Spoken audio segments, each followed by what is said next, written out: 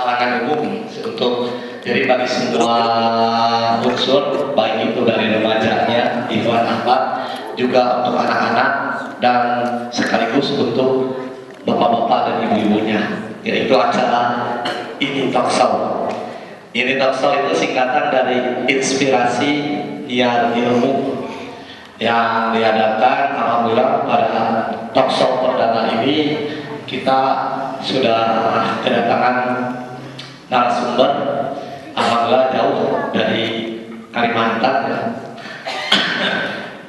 Dari Bandung juga, mungkin bapak-bapak ibu-ibu mungkin nanti sudah tidak asing lagi ketika nanti narasumber kita hadirkan di tengah-tengah kita. Alhamdulillah suatu kehormatan bagi saya bisa memandu acara Talkshow ini, apalagi Talkshow yang perdana ini. Biasanya suka duduk di bawah, sekarang bisa duduk di kursi yang empuk ya.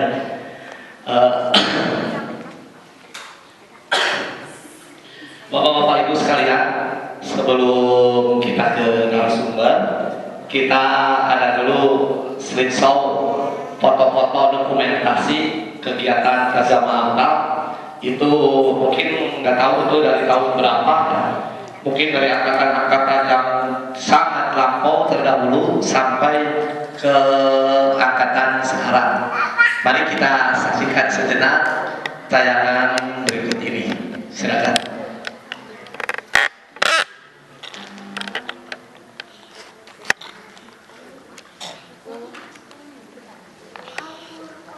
Jadi sekarang kebetulan mungkin saya jadi, kalau di acara Transujuma jadi Kusnandar dulu ya, jadi Kusnandar, jadi visual apa, jadi konduser ya di acara hitam putih gitu. Nah, cuma bedanya pada ini kita akan memuat tema, yaitu tentang apa temanya panitia, hijrah momentum perbaikan. Jadi tema kita pada malam ini itu adalah hijrah momentum perbaikan. Kenapa kita mengambil tema itu?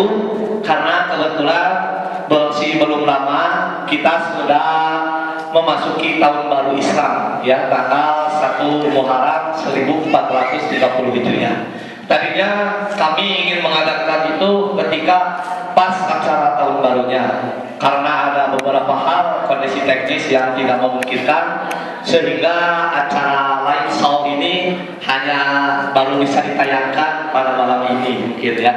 Terima kasih untuk itu kami haturkan kepada bapak-bapak, ibu-ibu, para remaja semuanya yang telah hadir di tengah-tengahnya malam ini ya. Dengan alhamdulillah tadi kita diguyur hujan sehingga pada malam ini kita tidak jadi haredak kalau dalam bahasa Inggrisnya gitu ya, menjadi sejuk, angin sepoi-sepoi, enjoy.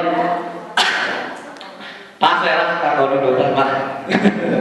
Ya baik, maka pilih kirang caket ibu-ibu, bapak-bapak boleh lebih mendekat juga dengan kami di sini di depan itu, silakan, sehingga kita bisa lebih dekat gitu ya, seperti acara 1 jam lebih dekat gitu ya, supaya tidak memakan waktu yang lebih lama lagi. Kami akan panggilkan narasumber kita pada malam ini. Mungkin untuk kalangan di Masjid Al-Furqan, baik bapak-bapak, ibu-ibu, para adik-adik semuanya, narasumber kita malam ini sudah tidak asing lagi. Beliau juga adalah mantan Ketua Kazama Amtal ya, Ketua Kazama Amtal yang alhamdulillah sekarang sukses dengan merantau ya. Ada yang sudah tahu?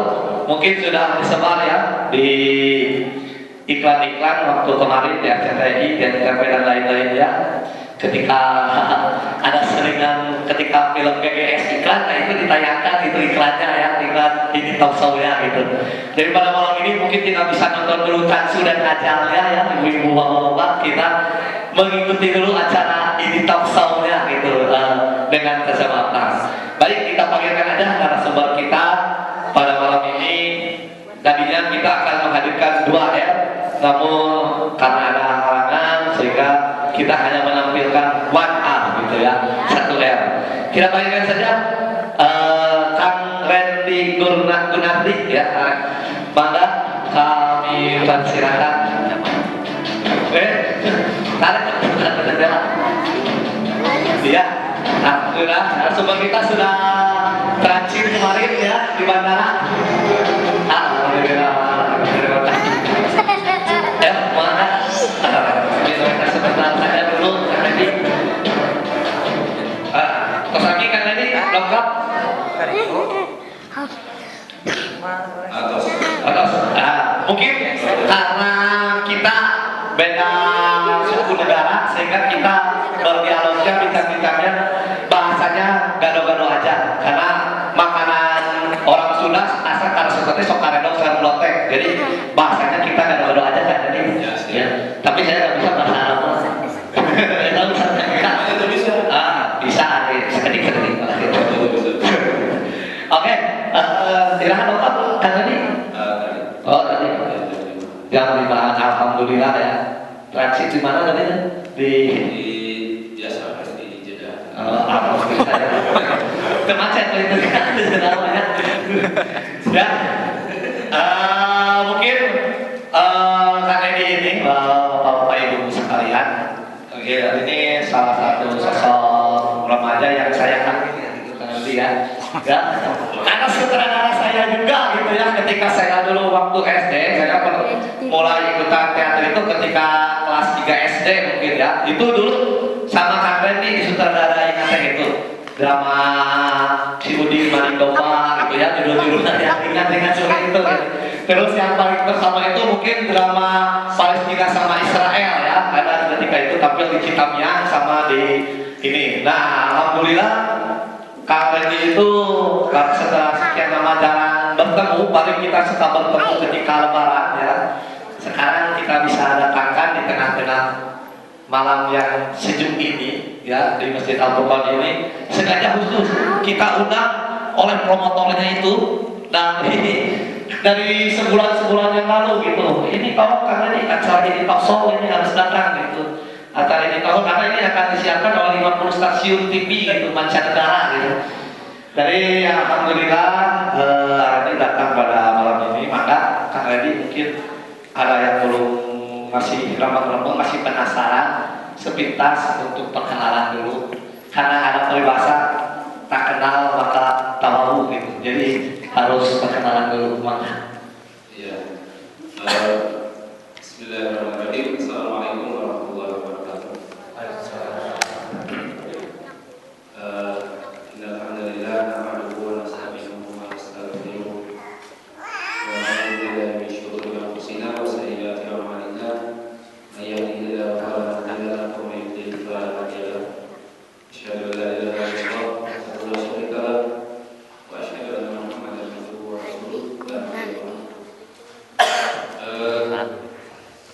Saya ini talk show jadi rada luas ya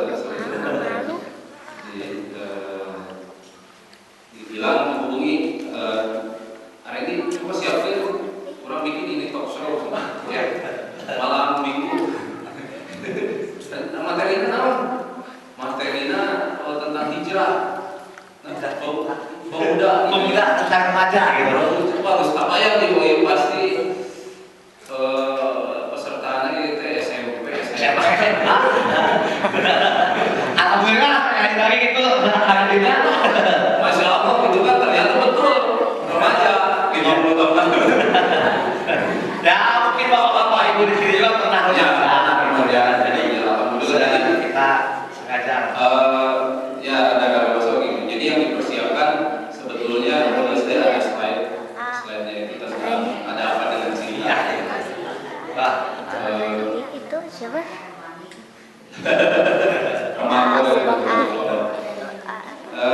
Tadi seperti ini ceritakan mungkin tentang tajam akam gitu ya, tajam akam. Sebetulnya ini kan ada dua pemateri tadinya kakak saya Reza yang sekarang berhalangan karena ada mengisi pengajian juga. Sekarang hanya saya terima R aja di URL pelan langsung aja ya. Ya boleh. Jadi tema pada malam ini kebetulan karena dia itu sudah menyiapkan subtemanya itu ada apa dengan cinta gitu. Jadi biar mau ibu ngebahas tentang ada apa dengan cinta. Biasanya apa? Ini sambung-sambung. Iya, sama-sama ada. Jadi nostalgia ada ya. Jadi buat gambaran mungkin bapak-bapak, ibu-ibu yang ada punya anak-anak remajanya, mungkin ini sebuah untuk supaya lebih bersinergi lagi gitu antara para remaja dengan orang tuanya begitu paling kali. Oh, ya udah kamu. Bismillah. Jadi ibu-ibu, bapak-bapak, punten ya, saya berdiri. Ini ada apa dengan cinta? Mungkin ini ada yang pernah lihat ya film non gitu. ADC-nya, ADC saya sempat ke Malaysia kerja. Pak, apa tuh Pak? Film itu Pak yang di Indonesia tuh Pak? Saya memang suka betul itu Pak. EEDC gitu ya. EEDC juga teh naon EEDC gitu ya. Ternyata ada apa dengan cinta? Emang ini sangat terkenal sampai ke luar negeri, sampai ke Brunei, pokoknya yang di Melayu lah ya. Oke, next. Selanjutnya, nah ini apa sih cinta itu? Banyak orang salah paham tentang cinta. Nah ini sebetulnya yang akan kita bahas adalah cinta tentang antara dua ini ya, antara laki-laki dan perempuan gitu kan. Banyak cinta gitu ya, terutama cinta tentang di dalam agama Islam ini gitu ya. Salah satunya yaitu kita baca Quran surat Ali Imran ayat 14. A'udzu billahi minasy syaithanir rajim. Maka diikuti ya. Oke, ya siap ibu-ibu bapaknya. A'udzu billahi minasy syaithanir rajim. A'udzu billahi minasy syaithanir rajim. Zuyyina lin-nasi hubbusy syahawati minan nisa.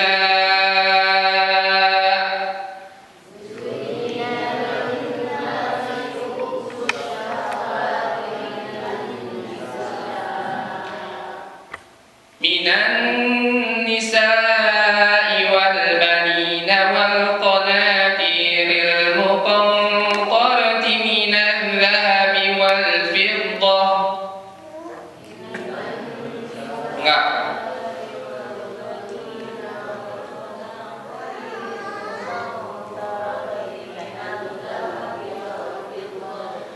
Wal fiddati wal khaylil musawwamati wal an'ami wal harth.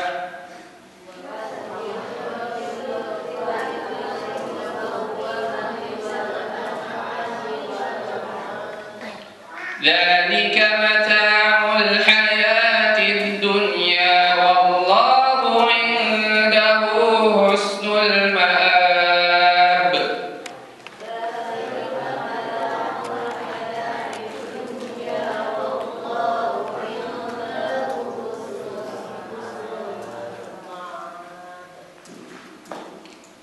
Dijadikan indah pada pandangan manusia kecintaan kepada Allah. Cinta itu emang ciptaan Allah ya. Cinta itu perangkat dari hati manusia. Jadi cinta itu fitrah. Jadi cinta itu memang begitu adanya gitu kan. Di sini terutama kepada wanita, ini kepada laki-laki ya, kepada wanita, anak-anak, harta dan seterusnya. Nah, kemudian next. Nah, apa sih cinta? Nah, cinta secara bahasa adalah suka sekali dan senang sekali. Cinta secara istilah ialah rasa kasih sayang yang muncul dari lubuk hati yang terdalam untuk rela berkorban tanpa mengharap imbalan apapun dari siapapun kecuali imbalan yang datang dan diridhoi Allah Subhanahu wa taala. Ada seorang ulama juga yang menceritakan bahwa cinta itu adalah perasaan yang membuncah, perasaan yang melimpah terhadap sesuatu setelah kecintaannya kepada Allah Subhanahu wa taala. Nah, cinta juga ada konsekuensinya, Bu. Jadi nggak bisa sembarang cinta gitu kan, apalagi mencintai sesuatu sebelum cinta kita kepada Allah Subhanahu wa taala.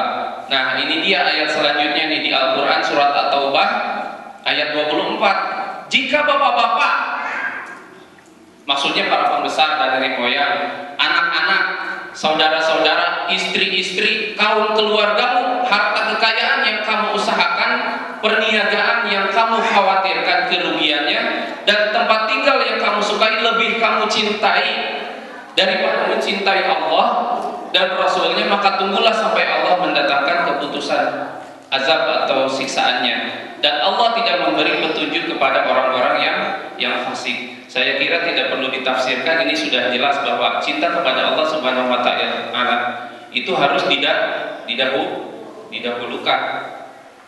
Nah, banyak orang ngomong cinta, wah cinta apalagi remaja, makanya bahasanya remaja sebetulnya. Tapi nggak apa-apa, ibu-ibu, bapak-bapak juga kan pernah remaja dan mungkin punya anak-anak yang masih usia remaja. Dan di sini pentingnya peran orang tua terhadap anak gitu ya, terhadap anak yang terutama memasuki usia remaja. Nah, cinta ini, nah ketika saya mencintai seseorang, misalkan ada pemuda laki-laki mencintai pemudi, nah itu tuh bedanya cinta sama nafsu tuh kadang orang-orang kebalik-balik gitu ya. Ada yang wah I love you full gitu, I love you full gitu ya. I love you full. Nah, jadi saya mencintaimu dengan sepenuh hati. Nah, betul nggak seperti itu? Tahu nggak? Ada yang tahu nggak bedanya cinta sama nafsu? Ada yang tahu? Oke ya, saya langsung jawab aja. Cinta sama nafsu itu bedanya, kalau cinta itu biasanya setelah menikah, ya. Jadi kalau nafsu biasanya sebelum menikah. Jadi bedanya cinta sama nafsu, biasanya kalau cinta itu tenang, Bu, Pak ya. Cinta mah tenang gitu kan, cinta mah tenang, tidak buru-buru gitu kan, dan bernilai ibadah gitu kan. Sedangkan nafsu mah biasanya buru-buru segala yang biasanya bobogohan, eta cinta atau nafsu? Biasanya nafsu ya.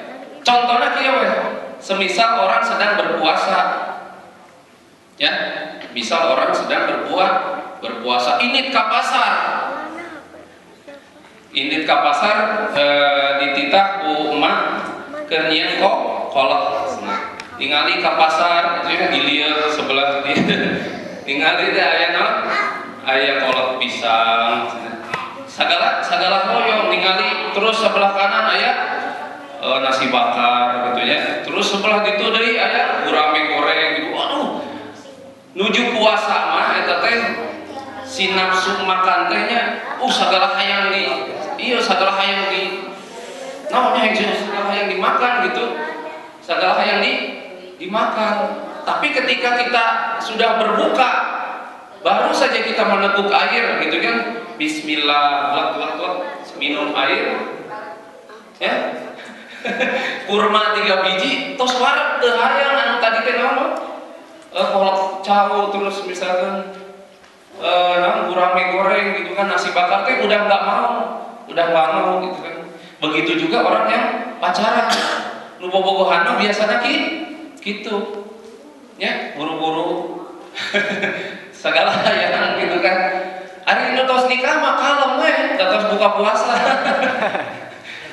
Ya, jadi itu bedanya cinta dan nafsu ya. Jadi kadang cinta itu suka lebay ya, ayeuna barudak teh. Jadi sangat saya juga sangat menyayangkan gitu tayangan-tayangan televisi dari mulai GGS ya. Ganteng-ganteng serigala dan yang lainnya gitu kan. Dari sinetron ke sinetron lainnya, ia menceritakan tentang sekolah, tapi yang dibahas apa? Tidak ada tentang sekolah. Nggak ada tentang pendidikan, betul. Yang ada itu hanya pendidikan tentang cinta. Bagaimana cara menaklukkan wanita? Bagaimana supaya laki-laki itu jatuh cinta kepada dia? Seperti itu. Jadi yang diumbar itu hawa nafsu. Dan sayangnya itu yang gitu tuh laku. Jadi ketika kita bertanya, ayeuna misalkan ibu-ibu, bapak-bapak, termasuk saya gitu kan, suka bertanya, ya kunaon sih loba acara sampah gitu ya. Di Indonesia itu loba acara sampah, Pak, Bu, tidak semata-mata langsung ada, kecuali ada permintaan. Jadi model kieu di Rancabogo teh laku pisan sampo. Sebab jelema teh orang Rancabogo mah karesepna teh nyeun comro, misalnya comro misro emplot yang sajabana gitu kan. Terus pasti yang akan terjadi apa? Tukang sampo bakal loba, anu melak sampo bakal banyak. Eta si ganas, tangkal ganas dicabutan, digantian ku tangkal sampo. Sebab apa? Ini penjualan sampo di Rancabogo ini sangat bagus. Jadi permintaannya itu sangat banyak, begitu juga sinetron. Jadi karena permintaannya, jadi karena orang Indonesia teh karesepna teh nu karena itu. Itulah sebabnya jangan kita menyalahkan itu produser, tapi salahkan diri kita, salahkan keluarga kita, salahkan tetangga kita karena menyukai acara-acara yang seperti itu. Oke, lanjut. Jadi emosi. Nah, ibu bapak ini yang perlu dicamkan oleh para remaja dan begitu juga para orang tua. Survei membuktikan, saya bukan Sony Tulung di acara Family 100, tapi survei membuktikan. Ini tahun 2006 BKKBN itu salah satu badan keluarga berencana nasional itu melakukan survei jika boyong nyaho gitu kan, tingkat keperawanan. Punten ya, tingkat keperawanan. Di tahun 2006 47% remaja Bandung dan 51% remaja Jabodetabek sudah tidak perawan. Punten ya, rada vulgar, tapi ini sangat penting gitu kan. Mungkin kita baik-baik saja, keluarga kita baik-baik saja, tapi di luar tetangga kita seperti apa di Indonesia ini, di Bandung dan Jabodetabek. Saya mah tak percaya itu mah survei naon. Mungkin sekarang mah sudah turun, dan sekarang kan banyak pengajian di mana-mana. 2008 disurvei deui oleh KPAI, Komisi Perlindungan Anak Indonesia. Hasilnya 62,7% remaja di Indonesia sudah tidak perawan. Jadi makin hesennya perawan Indonesia ini. Jadi ibu bandingannya gini, 62,7% itu ya di Indonesia ini. Jadi lamun dijajarkeun ayeuna remaja SMP-nya, orang ngomongin SMP, bukan SMA, bukan kuliah, SMP. SMP itu umur seberapa aja? 13 ya? 13, 14, aduh ya Allah ya Allah. Jadi ya, lalu dijajarkan enak 10 perempuan, 1, 2, 3, 4, 5, 6, 7, 8, 9, 10. Tah nu genep urang, genep saparapat jelema teh, genep saparapat orang teh geus teu parawan Bu Bapak di Indonesia. Mengkhawatirkan. Itu tahun berapa? 2008. Dalam 2 tahun kenaikannya berapa? 10%. Pertanyaannya sekarang tahun berapa? 2015, 2008 kan 2015 berapa tahun? 7 tahun. Itu sudah sangat-sangat mengenaskan. Dan hal ini diperparah oleh diperparah oleh ini Bu. 97% remaja pernah nonton porno. Baheula mah zaman urang juga ke sekolah. Baheula mah zaman urang teu aya, orang teu aya HP. HP teh paling bater keur SMS nya eta ge mun boga pulsa. Ayeuna mah wifi di mana-mana, download tinggal gratis. 97%. Jadi kalau ada 100 anak di Indonesia, ya 100 anak di Indonesia nucan nonton porno teh ngan tiluan. Mang Sobi. Kumaha teh? Ya. Jadi ini adalah misinya siapa? Bukan misi orang Islam, tapi misinya orang-orang Yahudi, orang-orang yang tidak suka dengan Islam. Pak, Bu, saya pernah baca. Jadi ada di sebuah sekolah, "Hai anak-anak, sini berkumpul. Ini ada karpet. Oke, ada karpet.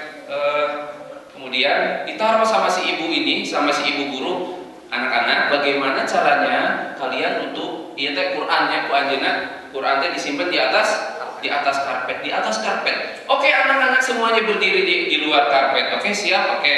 Nah, sekarang bagaimana caranya kalian bisa mengambil Quran yang ada di tengah situ tapi tidak boleh nginjek karpet.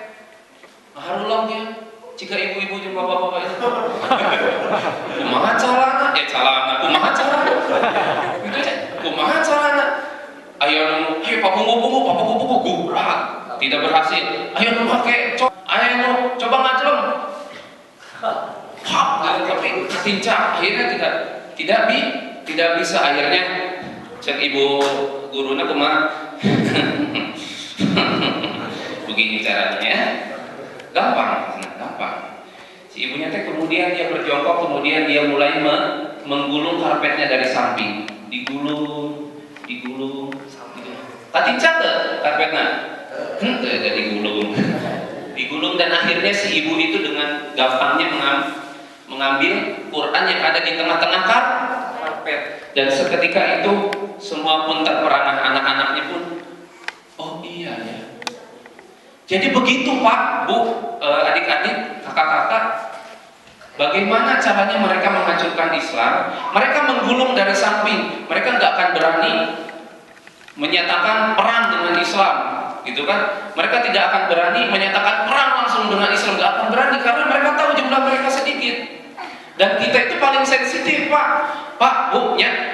Ayeuna kieu, lamun ayeuna Quran diduruk ku orang Kristen, dibacok eta orang Kristen. Dibacok, nu ngabacok saha? Mutara salat. Tapi menurut Islam, karena seperti itu, emosi, walaupun orang itu tidak beriman, tapi dia itu muslim, dia itu akan sangat terhina ketika agamanya langsung terlihat diinjak. Siapa mana ngaduruk kan? Oh langsung. Nu maju saha? Nu sok dapat, lain. Mutara salat. Bahkan setingkat itu, makanya mereka tidak berani. Jadi digulungkan di samping, dimulai apa? Nah, hancurkan ayeuna remaja-remaja. Nah, hancurkan dengan apa? Dengan ya salah satunya ini, ada juga narkoba, ada juga hal-hal yang lainnya gitu kan. Nah, jadi itu untuk kewaspadaan diri kita. Oke, next. Semakin emosi. Nah, ini dia salah satu yang menjadi penyebab, yaitu pacaran. Oke, next. Pacaran itu di back pencet atas. Nah, jadi pacaran itu pintunya sih zina. Cok saha ini? Saya pacaran, taran tapi ka zina. Gitu kan? Eta mah mesum we meureun otakna. Betul tidak? Betul tidak? Pacaran sabaraha tahun pacaran? 4 tahun. Paling naon pegangan tangan, bohong. Ya, namanya pacaran yang tadi dia cinta atau nafsu? Nafsu itu terburu-buru, hayangna gancang ya. Jadi pacaran itu pintunya menuju zina dan itu sudah jelas. Sudah sangat jelas. Ya, ada sisi positifnya, ada sisi positif pacaran itu. Pacaran itu positif zina, pacaran itu positif dosa, pacaran bisa mengakibatkan positif hamil ya. Jadi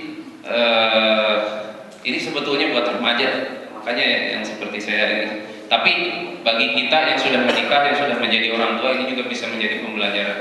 Selanjutnya, hukum zina apa? Hukum zina ya. Nah ini Al-Isra ayat 32, dan janganlah kamu mendekati zina. Ini baru mendekati ya. Wala taqrabuz zina. Wala taqrabuz zina, mendekati saja sudah tidak boleh, apalagi melakukan perzinahan. Seperti fala taqul lahuma uffin gitu kan. Jangan berkata kepada orang tua gitu kan. Terus wala tanharhuma gitu kan. Jangan berkata-kata yang kasar kepada keduanya. Itu tapi di selanjutnya itu tidak disebutkan entong ngadek, entong naon, nggak ada gitu kan. Jadi itunya saja sudah tidak boleh gitu kan. itunya saja sudah tidak boleh, apalagi ke hal-hal yang lebih jelek lagi. Perempuan yang berzina dan laki-laki yang berzina, hendaklah kalian dera masing-masing 100 kali. Ini di An-Nur ayat 2 ya, jika kalian benar-benar beriman kepada Allah dan hari akhir, maka janganlah kalian dikalahkan oleh rasa kasihan kepada pelaku zina ketika menegakkan hukum-hukum Allah. Hendaklah sejumlah orang mukmin menyaksikan pelaksanaan hukuman berat kepada pelaku zina itu. Pak, Bu, ketika ada satu ayat di dalam Al-Quran yang dia itu menjelaskan sangat detail gitu ya, seperti ini ayat zina itu sangat detail, sampai hukumannya aja detail, bagaimana cara pelaksanaannya itu detail gitu kan. Sholat aja nggak sampai segitunya. Sholat itu harus diterangkan oleh hadis. Jadi kalau kita sholat hanya dengan bereferensikan Quran itu nggak bisa sholat, ya. Jadi nggak bisa sholat. Nah ini zina ini hukumannya ini harus didera 100 kali. Itu yang ghairul muhsan, yang belum pernah menikah dalam hidupnya. Itu yang tidak menikah didera 100 kali, dan kata Allah jangan kalian berkasihani. Jadi entah maledok ya mah anak kurang kata orang di maledok batu sakit kali entah bolong gitu. Jangan sampai kita berkasihani sampai segitunya gitu kan. Zina itu sampai segitunya gitu, bahayanya apa hukumannya itu. Nah ini dalam hadis, kalau dalam hadis itu yang sudah menikah itu sampai mati. Jadi ada hadis Rasulullah SAW pernah bersabda bahwa kalau tidak salah itu diriwayatkan oleh Imam Ahmad, ada tiga orang yang dihalalkan darahnya. Salah satu adalah orang laki-laki tua. Laki-laki tua ini maksudnya orang yang sudah menikah dan dia melakukan perzinahan. Itu halal darahnya, artinya dirajam sampai mati gitu kan. Dan ini siapa saja yang berzina atau membunuh dengan cara melanggar syariat, ia akan mendapatkan azab yang berat. Pada hari kiamat ia mendapatkan azab yang berlipat-lipat ganda di neraka dan terhina selama-lamanya. Kecuali ia bertaubat, beriman dan beramal saleh, dosa-dosa mereka akan Allah tukar dengan pahala. Allah senantiasa Maha Pengampun lagi Maha Penyayang kepada semua makhluknya. Jadi ia akan mendapatkan azab yang berat. Tadi di dunia dirajam, di akhirat ketika dia bertobat, insya Allah di akhirat sudah tidak akan diazab lagi. Nah Bapak Ibu, fitrahnya itu laki-laki takluk oleh perempuan. Jadi Ibu, Bapak, pernah nggak Ibu baca atau Bapak baca bahwa nanti di surga ibu-ibu akan mendapatkan bidadara? Kalau laki-laki mendapatkan bidadari sudah jelas gitu kan. Ada nggak perempuan dijanjikan oleh Allah mendapatkan bidadara dalam Quran? Tidak ada. Tapi kenapa laki-laki? Tadi juga zuyyina linnasi hubbus syahawat minan nisa, tapi nggak ada gitu kan. Minar rijal gitu misalkan dari ujian kepada ibu-ibu, kepada perempuan itu dari laki-laki. Tidak ada. Karena apa? Karena kecenderungannya laki-laki itu takluk oleh perempuan, ya. Rata-rata ya seperti itu. Begitu juga saya takluk sama istri saya. Perempuan, dan perempuan tahu laki-laki bisa ditaklukkan oleh perempuan, gitu kan? Nah, ini juga fitrahnya laki-laki pintar ngerayu, perempuan seneng banget dirayu atau digombalin, bener nggak? Ibu menisahe bajunya, bisa padahal hatena mah gitu. Kan gitu hukum ya, perempuan itu sudah kelompok gitu ya. Jadi sangat senang banget dirayu gitu ya, digombalin. Dan laki-laki itu pintar ngerayu. Oke, next. Nah, dan kadang orang menyatakan dunia ini gak adil. Gak adilnya kenapa? Gak adilnya itu laki-laki dilihat dari masa depan dan perempuan dilihat dari masa lalu. Ya, tahu Ustadz Jeffrey, Ustadz ngajinya bagus, terus banyak jamaahnya. Kemudian ketika meninggal Dia itu sampai dihantar ke makamnya itu oleh ribuan orang gitu ya, sampai ribuan orang jamaah. Tapi Bapak dan Ibu tahu nggak dulunya UJ itu seperti apa, mengenangnya seperti apa? Dulunya itu kan preman, pernah masuk, film ayah kan, pernah narkoba, pernah di penjara, ayah tatoan gitu kan. Tapi kita itu rata-rata tidak melihat itu kalau ke laki-laki. Laki-laki itu yang dilihat itu masa depannya, ujungnya seperti apa gitu kan. Sebagai ustadz meninggalnya juga insya Allah husnul khotimah gitu kan. Nah perempuan dilihatnya dari masa lalu, keadilannya tepaku. Ya, ayah geningan video, misalkan artis, ya, tapi dia tuh sudah bertobat, misalkan berkerudung, yang dilihat itu apa? Gitu kan, bahwa lagi perempuan itu seperti itu, gitu kan. Jadi ini ada satu kitab beneran Pak Bu. Jadi ini udah 2 minggu mau nikah, undangan udah disebar, catering udah dipesan, orang itu baru lager. Ini kisah nyatanya. Laki-lakinya soleh, perempuannya soleha, gitu kan. Aktif juga di dakwah gitu. Nah ketika mau menikah, si ibu-ibunya itu udah mulai si perempuannya galau. Akan ada yang harus saya sampaikan. Akang ada yang harus saya sampaikan. Apa itu? Pokoknya ada. Dan saya harus sampaikan. Kita sudah mau menikah, semua sudah siap kita untuk pernikahan. Tapi ini selalu mengganjal di hati saya. Emang apa sih? Akang, sebetulnya saya sudah tidak perawan lagi. 2 minggu mau nikah. Ikhwan akhwat gitu ya, undangan sudah disebar. Kira-kira kumaha lagi? Tepok jidat. Tepok jidat gitu. Tepok jidat. Namun akhirnya setelah berpikir lagi ya sudahlah, ini sudah kagok gitu kan. Akhirnya ya udahlah, kita jalani aja pernikahan. Nah pertanyaannya, ketika dalam pernikahan itu kira-kira cekcok nggak Bu, Pak? Kira-kira nanti cekcok nggak di rumah tangga? Cekcok. Terus apa yang akan diungkit oleh laki-laki? Mana yang babola? Nah, mulai. Jadi kadang dunia tidak adil. Nah kalau seperti ini gimana? Coba. Sakitnya tuh di sini.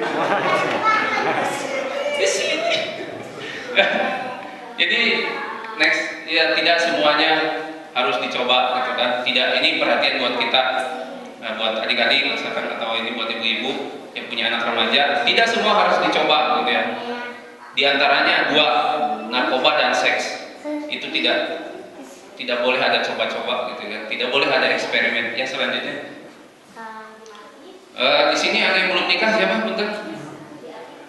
Yang belum nikah? 1. Sok nu ahwat tuh kan. 1, 2, 3, 4, 5. Iya, apa? Ya, pengen punya suami yang soleh? Saya tanya ke yang belum nikah, pengen? Ayo, banyak. Ya. Pengen punya suami yang bertanggung jawab? Mau? Kurang tarik ya mah. Mau? Gitu ya. Pengen punya suami yang setia? Hah? Hoyong? Terus?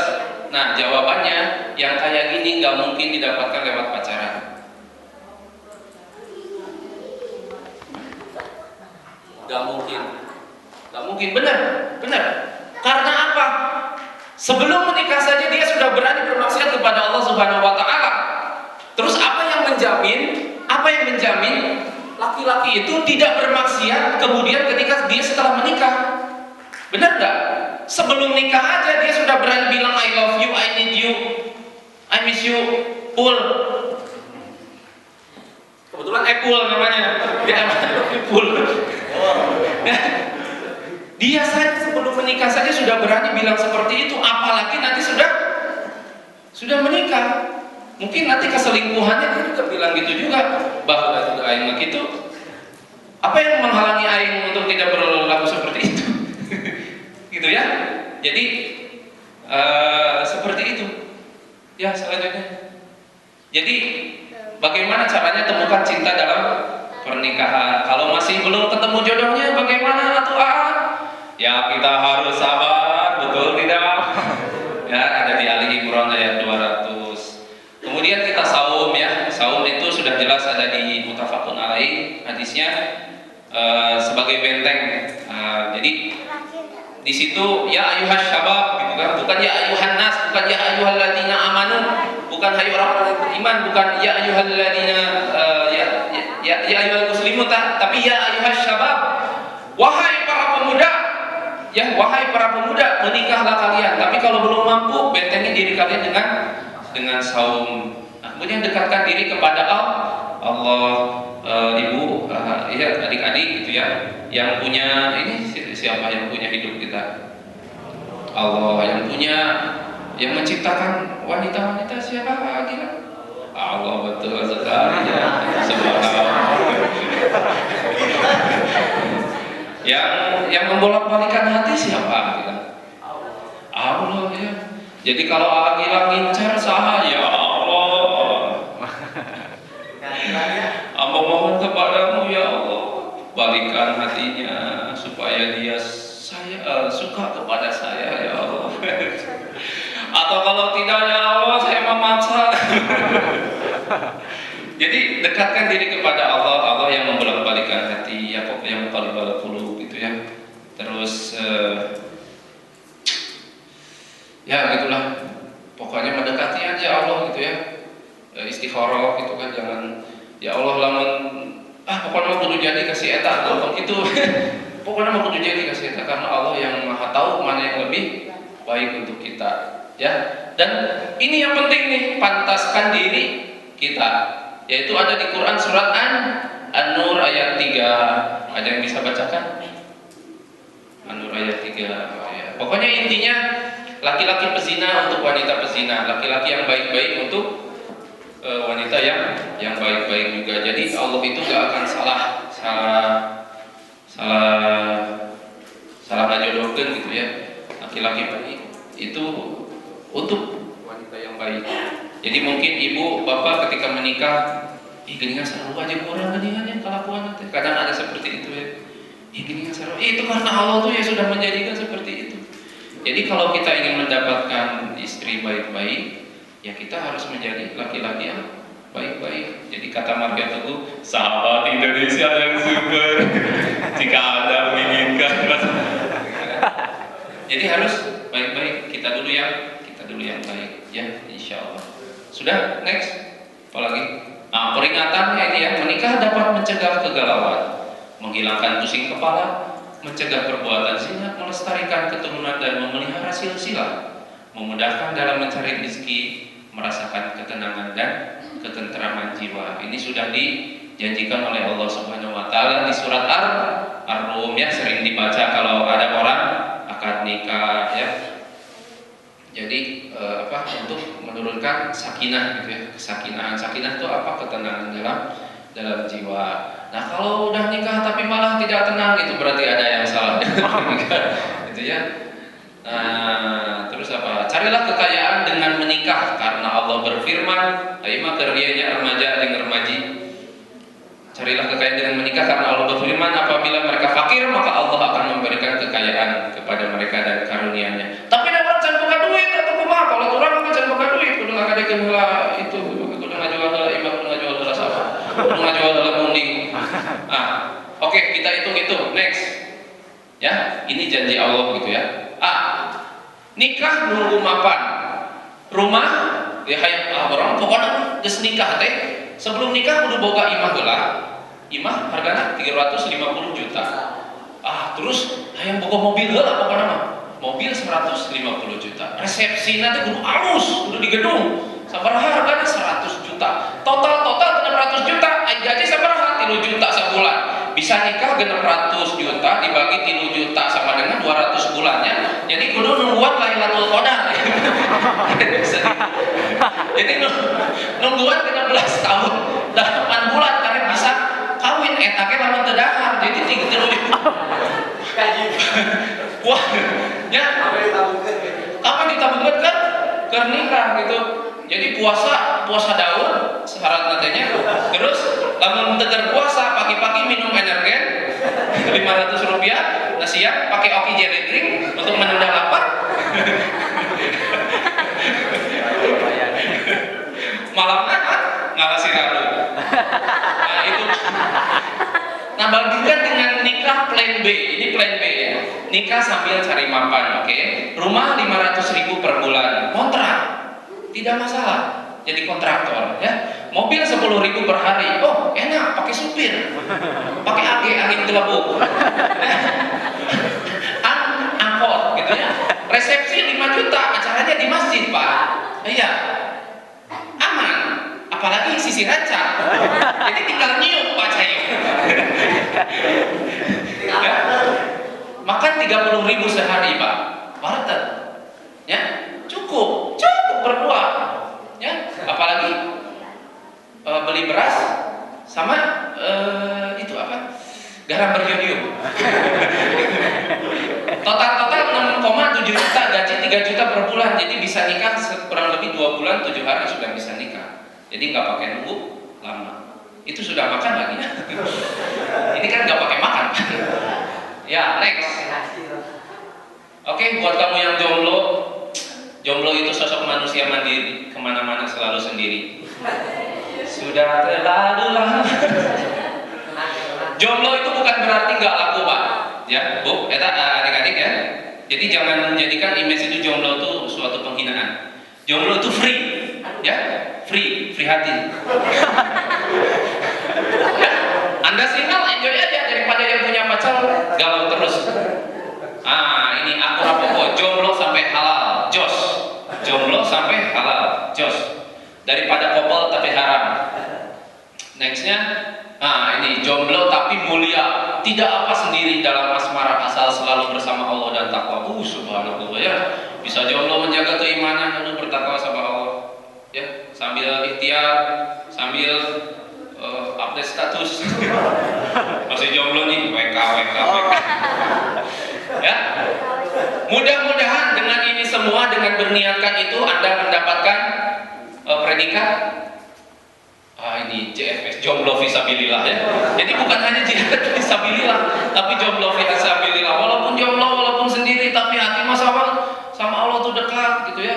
Subhanallah ya. Atau kalau misalkan nanti gabung nih, wah banyak nih jombloan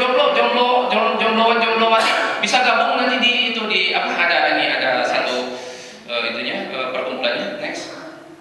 Ini panti jomblo. Jadi di sini jangan bersedih, jangan ya tetap bersukaria walaupun Anda jomblo, tapi ketika jomblo itu mengharap ridho Allah gitu kan. Saya ingin menjauhi maksiat, saya tidak mau bermaksiat. Jomblo itu insya Allah lebih mulia daripada pacaran ya. Next. Nah buat kamu yang punya pacar, iya udah putusin aja gitu ya. Demikian, mudah-mudahan bermanfaat. Sudah maaf lewat 5 menit. Mohon maaf ada yang salah kata, karena yang baik dari Allah Subhanahu Wa Taala, yang buruk hanya dari saya pribadi. Demikian dari saya. Subhanakallahumma wa bihamdika, asyhadu an la ilaha illa anta, astaghfiruka wa atubu ilaik. Assalamualaikum warahmatullahi wabarakatuh.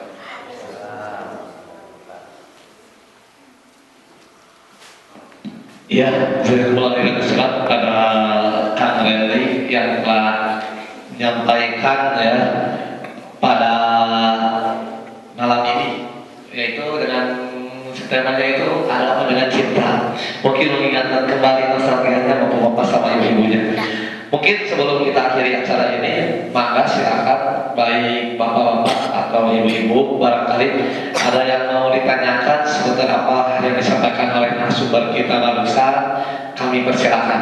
Barangkali ada yang mau ditanyakan atau ada ditaruh, maka kami membuka sesi diskusi. Maka bapak ibu ada?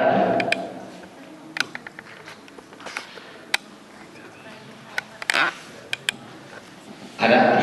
Ini nanti sedikit tentang untuk mewujudkan pemuda remaja ya yang berkualitas. Saya pernah membaca dalam sebuah buku itu ada 3 institusi yang mempunyai pengaruh sangat efektif yang untuk mempengaruhi remaja itu berkualitas. Yang pertama adalah keluarga, terus masjid dan sekolah. Nah itu mungkin bagaimana menurut Kak Fendi tentang institusi itu yang sangat mempengaruhi remaja itu menjadi remaja yang sangat berkualitas. Mungkin itu bisa jadi pandangan buat bapak-bapak dan ibu-ibu yang mempunyai para anak remajanya di masa sekarang. Ya silakan.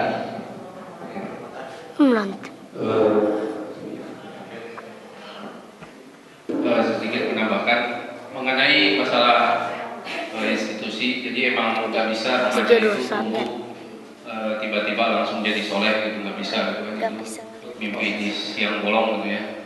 Maka semuanya itu perlu pembinaan gitu kan, terutama dari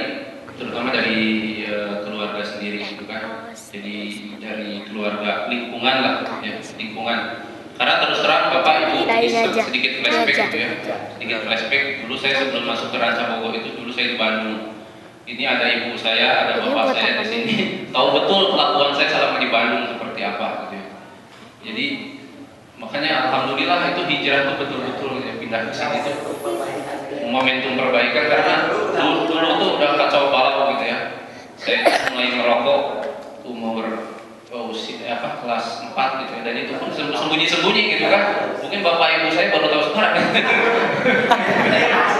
Ya dulu susu lumputan terus ngerokok gitu kan. Terus ya itulah masa lalu gitu kan. Dan karena waktu itu berkawan dengan teman-teman yang tidak kondusif gitu, tidak mengarahkan ke jalan yang benar. Pas pindah ke sini, masya Allah, tajam maaf kami ini, makanya barokah tersendiri buat saya pribadi gitu ya. Jadi syariat perubahan saya gitu kan di sini. Pindah ke sini, yang di Bandung tuh udah hilang. Pak, wah dulu mah saya kriminal di Bandung. Kriminal bener, aduh ngerakeun mau dicaritakeun mah gitu kan. Jadi preman pensiun saya dari mulai ke sini. Jadi kesini alhamdulillah gitu kan. Waktu itu saya hoream ke masjid, hoream. Jadi ada Kang Awa yang mungkin sekarang nggak hadir, ya. Kang Awa itu dengan semangatnya masih rambut gondrong, masih ceking gitu ya. Kirim ya undangan tiap malam minggu teh undangan. Iya langsung lo bawa undangan. Akhirnya karena saya malu didatangi gitu kan, kesini terus ya ternyata subhanallah gitu, perubahan itu terjadi dan itu hidayah juga ya dari Allah gitu kan. Maksudnya hadiah gitu buat saya, mungkin hidayah masih terus saya minta. Itu hadiah dari Allah Subhanahu wa taala yang sangat besar. Saya diperkenalkan dengan bapak-bapak ibu-ibu di sini, dengan majelis taklim, dengan teman-temannya soleh gitu kan, soleha. Alhamdulillah perubahan itu terjadi. Jadi lingkungan itu sangat penting. Yang kedua masjid, jadi itu ya lingkungan sama masjid sudah terpenuhi gitu ya. Jadi masjid itu sebetulnya sentral gitu kan. Zaman dulu juga Rasulullah SAW itu orang yang gak mau kurban aja suruh jauhi masjid. Intinya apa, masjid itu jadi sentral gitu. Sekarang mah orang yang gak mau kurban jauhi masjid, dari ke masjid.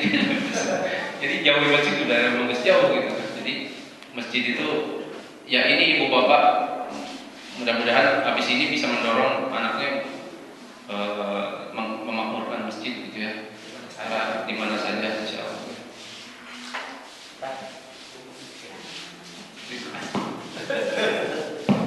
Iya, terima kasih atas jawabannya.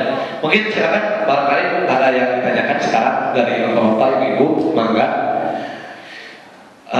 Kalau tidak ada, alhamdulillah acara ini Tamsal Inspirasi Niat Ilmu bersama Tajam Al-Tab pada malam ini kita telah di penghujung acara mungkin ya. Mudah-mudahan ini acara ini bukan acara satu-satunya mungkin ya. Artinya bukan satu-satunya ayeuna unggul tadi tunang gitu. Tapi mudah-mudahan ini secara kontinu. Ini sebuah program baru supaya merubah paradigma. Jangan sampai kadang-kadang ada yang berkeluh kesah gitu kan dari para remaja itu, kalau diajarkannya masih ngaji baik gitu. Nah kita rubah acara ini biar lebih signifikan lagi, kita cara talkshow. Yuk di sana di mana di sana ada narasumber dan akan membahas masing-masing sesuai tema apa dan keadaan seperti apa. Dan kebetulan pada malam ini itu kita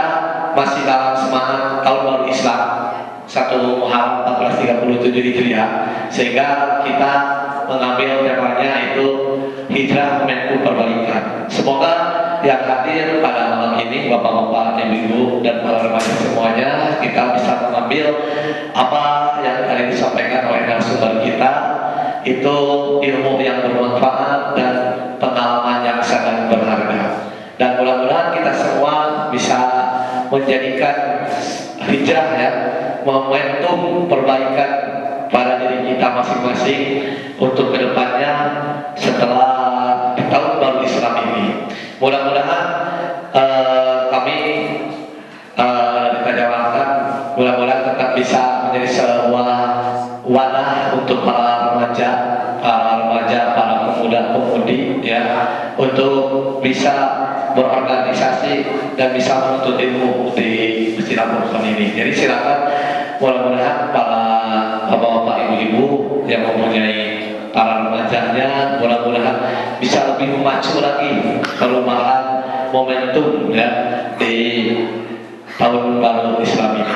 Mungkin itu yang bisa kita sampaikan pada malam ini. Mohon maaf bila ada kekurangan dan kesalahannya, dan saya ucapkan hatur nuhun atas kehadirannya dan partisipasinya dari bapak-bapak, ibu-ibu serta para remaja semuanya, sehingga acara ini berjalan lancar sesuai dengan ininya ya, dengan mungkin itu yang bisa saya sampaikan. Wabillahi taufiq wal hidayah. Wassalamualaikum warahmatullahi wabarakatuh.